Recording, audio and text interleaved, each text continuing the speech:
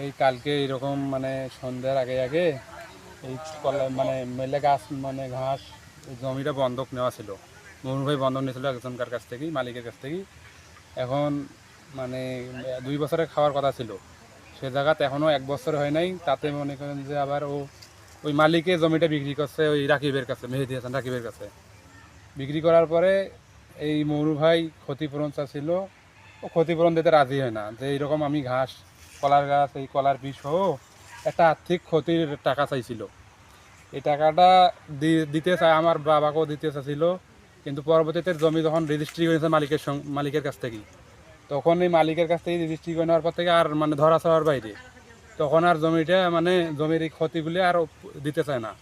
কালকে আসিয়ে বকরি বাঁধা ছিল, ও আসি বাঁধা মানে বলতেছে জমিতে ঘাস এলে যেন আর কায়স হইতে না পারে বা কলার গাছ না হইতে পারে। মনুভাইয়ের সঙ্গে এরকম ধস্তাধস্তি। পরবর্তীতে কইছে গাছ টাছ এলে কোনো হাত দেবে না, যেন পরবর্তীতে হয়তো বা রাতের আধারে আর সেই গাছগুলো যে এরকম করে কলা সহ সবগুলো গাছ কাটি ফেলাইছে। ওনারা হয়তো ওর বাবা সহ আসিয়ে রাতে কাটাকাটি করছে। এটা সুষ্ঠু আমরা বিশ্বাস চাই। আর যাতে এইটা ক্ষতিপূরণটা আমাদের এই যে নষ্ট একটা আর্থিক মানে ঋণ মানে অনেক মানে টাকা ব্যয় বিনিয়োগের সব কিছু